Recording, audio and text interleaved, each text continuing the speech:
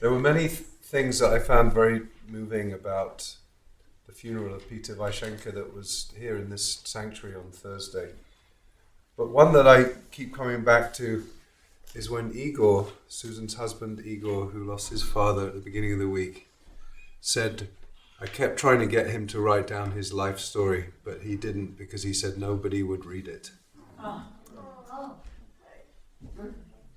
And yet, those of us who were here, or those of us who watched the funeral on live stream, I mean, what a life story. What an incredible life story, what an incredible legacy that this man left to the world. And just acknowledging, and with Bonnie here, just acknowledging this week of awful loss, with you now losing both of your parents in the same week. It's just unbearable to think about, and we're just here for you, Bonnie. And thinking of you, Susan, and Igor, and Alex, and the grandchildren, and Maria. There's something about end of life that obviously is so raw and painful and difficult. And there's also something that can be, in the case of Peter, the story, when we get to know the essence of who somebody was after they've gone.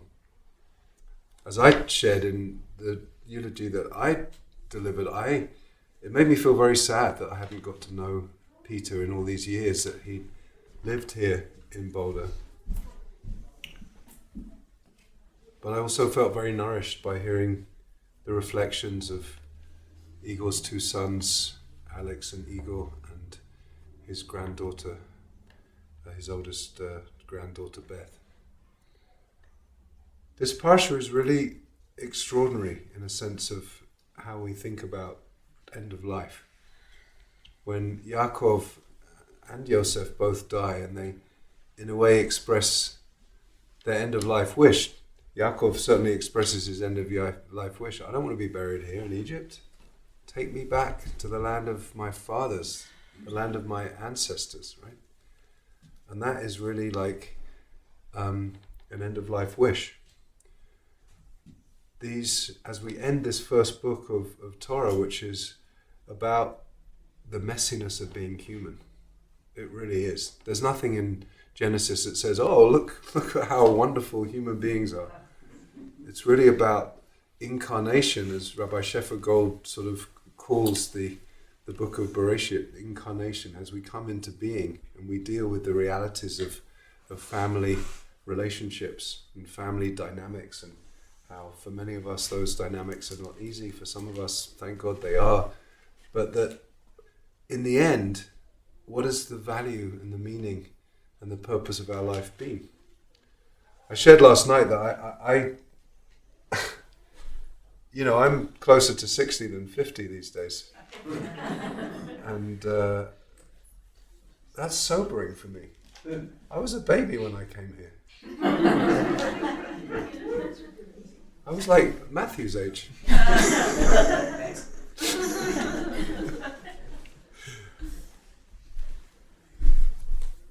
But Reb Zalman has invited us all to consider that the work of aging and saging, as he put it, doesn't begin when we're 60 or 70. It begins when we're in our 40s. That we start seriously thinking about what the purpose of our life has been. I was invited, which I still don't really understand why, but Kavod Senior Living in Denver, which is a pretty big network of Jewish seniors in Denver, they have quite a large conference for seniors, and it's at the JCC in Denver, and they invited me to be the keynote speaker for that conference, which feels like a very big honor and very humbling. But as I contemplate, I'm like, well, why do you ask me? I'm just a baby. And then I'm thinking, and then they told me, no, we asked you because you're a really good speaker. I was like, oh, thank you. But then I took it seriously, and I got like 5 books on aging. Reb Zalman's book, Aging and Saging, and a few other books, some of them Jewish, some of them not. And as I really start to talk, to contemplate, especially I hear Reb Zalman's voice over and over again about talking about legacy and talking about the meaning of our life, and this idea that so often, Western civilizations, what we do to old people can be quite awful. We sort of put them away in institutions, and then they feel that they no longer have any use, and we don't really feel that they're useful. And there's just a way in which fundamental things, fundamental aspects of being, like creativity and spirituality and ritual and understanding, whether we have physical descendants or not, whatever our situation is, just understanding the power of what our life has meant in this world.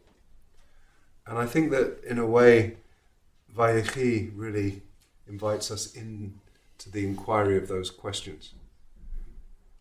What Yaakov ends up saying to his sons is pretty harsh, but it is like his final letter. Some of us know the tradition of writing a final letter as a kind of, and then the living will is about like what we want our end of life to look at. What do we want it to look like at our end, Please God, we'll all live to 120. But like, what do we imagine that? Reb Zalman is so audacious and radical, as he always was. He said that we should actually do a meditation where we imagine ourselves lying in our graves. He said we should write our own eulogies. What would it be like to write a eulogy? Even if you're still in your 30s, what would it be like to write your own eulogy, to imagine how your life has been in this world? I've been thinking a lot about these questions, and just want to invite everyone else to think about these questions too. We had a wonderful planning meeting last week for this class that we are offering on Sunday, February 25th. It's going to be Rabbi Eva Sachs-Boulder, Robin Ronen, Janet Lowe and myself are teaching a class, a whole afternoon on a Sunday, 3-hour class called Life and Death.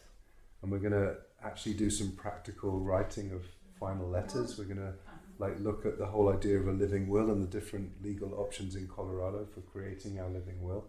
We're also going to really talk deeply about the rituals of the Hevrei Kedisha, the rituals of preparing a body, the ritual of burial, the ritual of Shiva. And I know it's extremely raw for some of you in this room with recent losses, but I just really invite everybody to register for that class. It's going to be starting to be promoted next week. Rabbi Eva Sachs-Boulder, who's newer to the community, has had, and her husband Larry is here representing.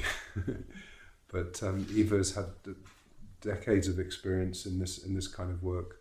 Robin Ronen was a hospice volunteer chaplain for 10 years, and she helped a lot of people write their final letters. And Janet Lowe, as many of us know, has been very, very involved in the Hevrei Kedisha for years, the Boulder's Jewish Burial Society. So, a bit of a heavy subject to talk about on a Shabbat, but as we also reflect the horrors of these savage, untimely, brutal deaths through gun violence, and all of these families who for sure never had the opportunity to even think about this, and where an end has been so violent in that way.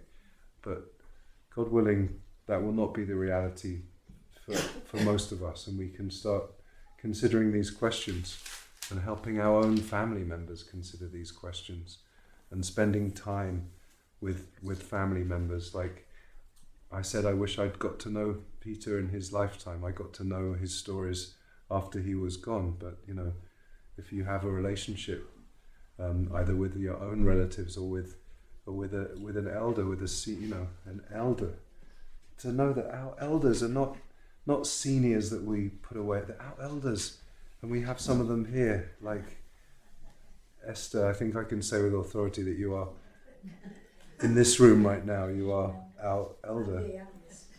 And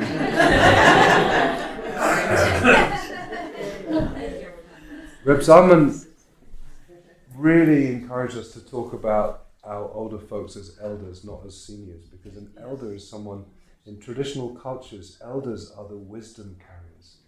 Elders are the ones who have to teach us about life, rather than just us ignoring them or dismissing them.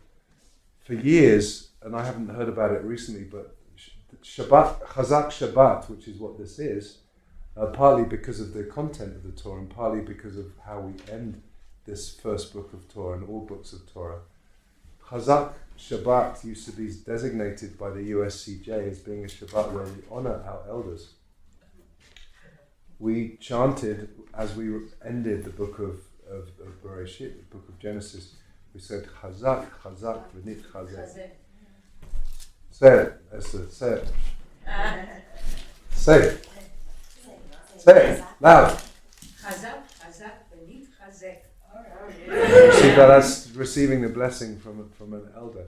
Chazak, Chazak, v'nit Chazek means strong, strong. Nit Chazek. I started thinking about it yesterday as let's help each other be strong when we're weak, right? What does it mean to be in community? It means like sometimes we're feeling strong and we can hold up those who are feeling weak. And sometimes we're feeling weak and we can look to those who are feeling strong to hold us up. Nit Chazek. It's like a plural reflexive form. Let's help make each other strong. And let's look to our elders for wisdom.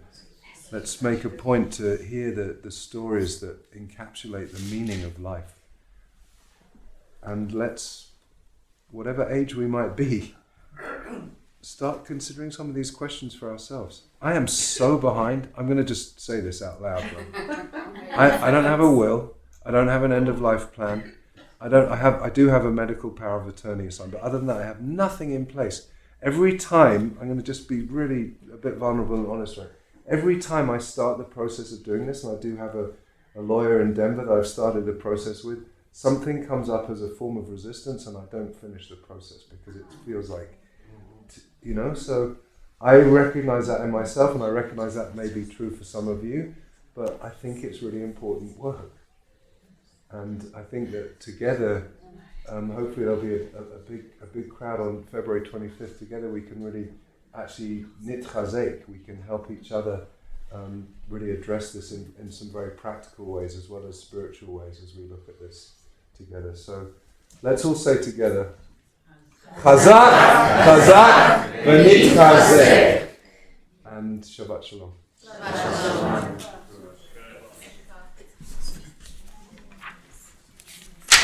Looks like Daniel